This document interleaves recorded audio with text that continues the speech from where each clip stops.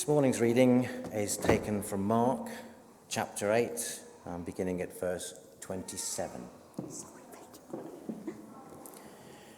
Jesus and his disciples went on to the villages around Caesarea Philippi.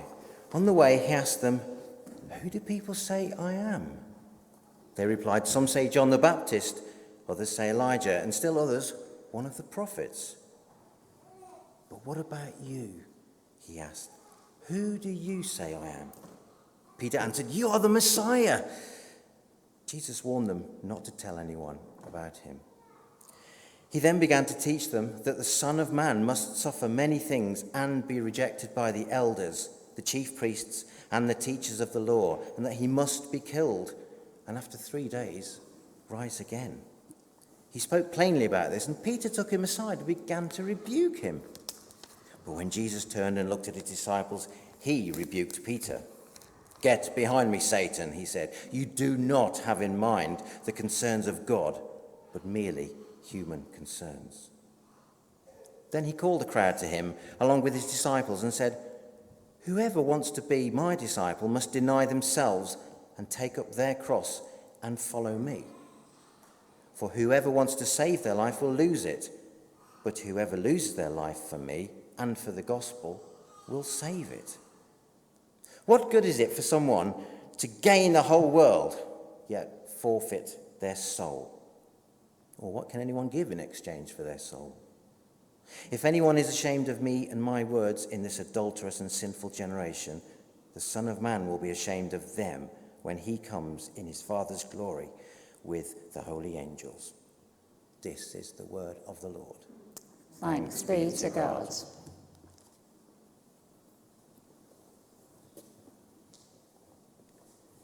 Good morning. Morning. Hello. For any of you who don't know, I'm Luke and I'm the youth team leader here at Sunnyside Church, and you've already learned a bit too much about me. It was when I was 2, Katie, so it was a while ago, so no worries this morning. Leaky Lukey will not be making a return. Names are important. Like Sharon said, they tell us something about each other. They're one of the first things we learn about someone when we meet them. And it's a great feeling when you've just met someone and you remember their name. You bump into them again and you've got it. But the flip side of that is, how awkward is it when you forget someone's name? I had an experience like this just a few weeks ago. I was down in Bournemouth with my parents, and I've gone out with my dad to walk the dogs. And we're walking along the beach, just having a nice chat. And suddenly there's a group of girls somewhat in the distance, and I'm pretty sure they're pointing at us. And maybe I get a little bit big-headed as we're strolling along. And then I see them and they're pointing again, and I think, oh, this is weird. I mean, the dogs are really cute, but 1 point tends to be enough. And then I hear it. Luke. The panic sets in. Who is it? Will I remember them? And I do. It's okay. It's a girl from uni called Emma. Now, she's on holiday with her husband's family, so she's with her 2 sisters-in-law.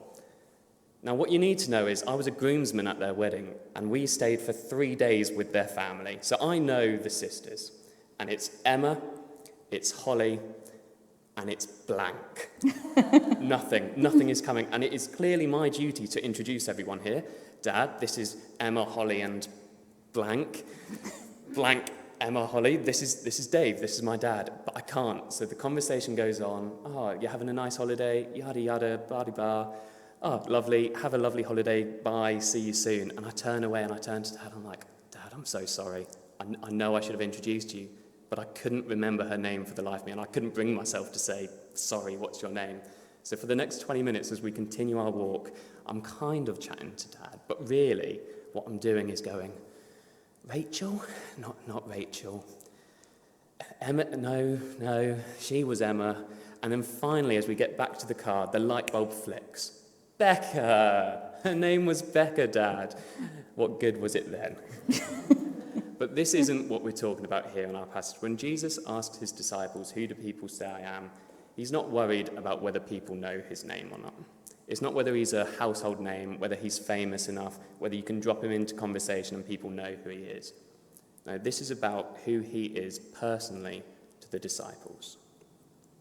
A.W. Tozer was a 20th century writer, and he wrote this: What comes into our minds when we think about God is the most important thing about us. And when you hear this, it seems a little extreme. Surely there's more important things. Surely just believing in God and believing in the works of his Son should be the most important thing. But the more you think about it, the more it makes sense. What Tozer was getting at here is that we become like what we worship. Now, we also become like those people who we spend time with. Now, Toby has just moved in. He's my new housemate. And with him today is Zoe, his fiancée. So Zoe has been forced to spend a bit of time with me. And just the other week, she went, "Luke, you won't believe what's happened." Again, a little big-headed. I was about to enjoy the story that came. And Zoe went, "I caught myself using one of your sayings to my group of cool friends." I'm rubbing off on her. The saying, "Hecky decky." The first time she heard it, she thought, "What on earth is that? That's the weirdest thing you've ever said, Luke." And now she's dropping it in conversations. Now, by no means does Zoe worship me, not even close. She might think on a good day that I'm okay. Definitely not worship. But how much bigger is this effect when we hold the person in reverence? If my view of God is that he is this God who wants to punish all sins and that he hates everything we do is wrong and he hates people, then my view will become like that. Whereas if my view of God, on the other hand, is that because he loves everyone, he doesn't care about what we do, then my view will become in line with his there. So what comes into our mind when we think of God is important. But there is a trap we need to be careful not to fall into here.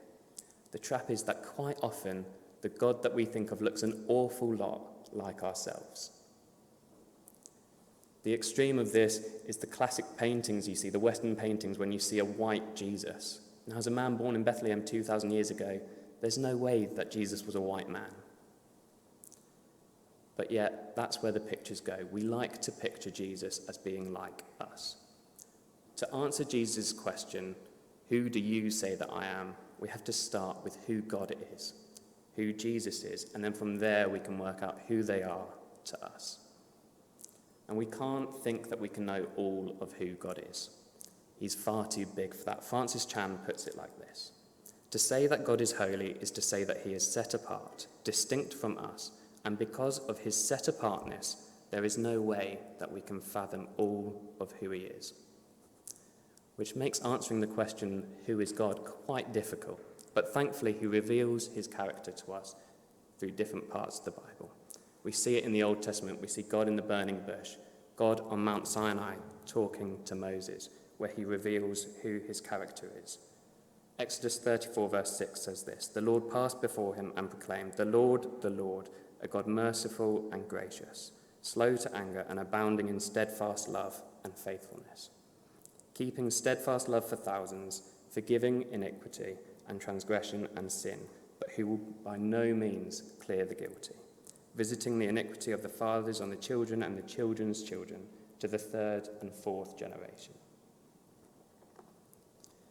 So God reveals his character to us through stories in the Bible, through his works and through the prophets, and then finally the biggest revelation of God, through his Son, Jesus Christ, God in the flesh. The Bible tells us much of who God is. David Platt writes, "The gospel reveals the glory of God. According to God's word, he is the sovereign creator of all things. He knows all things, sustains all things, owns all things. He is holy above all. He is righteous in all his ways, just in all his wrath, and looking forwards all he has made." So it is from the Bible that we learn who God is. And if you find that the God in your mind looks very similar to yourself, maybe the God you're thinking of isn't the God of the Bible. Let's jump back into our passage today and look at verse 27. Jesus asks his disciples, "Who do people say that I am?" And the disciples respond. Some say John the Baptist, some say Elijah, and others say prophets. And this is a pretty fair reflection of what Jesus has done so far. It's a pretty fair answer. Just in this chapter alone, we read of him feeding the 4,000, healing a blind man, and standing up to the Pharisees. Elijah stood up to the culture of his day. John the Baptist did the same, and the miracles he'd performed would have reminded them of the prophets of old. But his next question, Who do you say that I am? The first question isn't what matters, it's the second question. But who do you say I am? And of course, it's Peter who answers him. You've got to love Peter. He strikes me as the kind of guy who does or says things before he really thinks them out. And he answers him, "You are the Christ." Now, Mark really does gloss over this in his passage. He just goes on and continues the story. But what a moment. Peter has just declared Jesus as the Christ. In Matthew's account, he goes into a bit further, and Jesus replies in Matthew 16:17. He says, "Blessed are you, Simon Bar-Jonah, for flesh and blood has not revealed this to you, but my Father who is in heaven." Jesus continues to declare that he will build his church on the rock that is Peter. The answer that Peter gives isn't from his own thought process.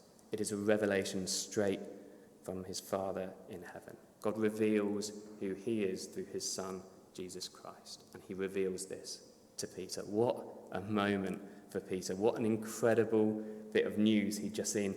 And I don't know about you, but when I receive incredible news, I just want to tell people. 2 years ago, Arsenal won the FA Cup, and I wanted to tell everyone about it.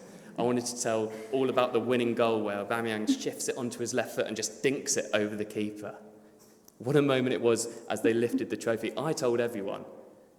Peter got news far more exciting than this, and then he gets told, "Don't tell anyone." In fact, the ESV version goes further than that, and it says Jesus strictly instructed them not to tell anyone. But still there is more to come. Jesus continues to reveal part of the plan, his role as the Messiah, what he will go through. Verses 31. And he began to teach them that the Son of Man must suffer many things and be rejected by the elders and the chief priests and the scribes and be killed, and after 3 days rise again. Needless to say, Peter wasn't on board with this plan. Jesus, you can't die. I know you're the rabbi and the Christ, and you probably know the plan better than I do, but I kind of disagree with you here. In fact, the Bible says Peter rebuked Jesus. To rebuke means to express sharp disapproval or criticism of someone because of their behavior or action. In the space of 2 conversations, Peter goes from having Jesus revealed as the Christ. What a revelation. But he falls into that trap.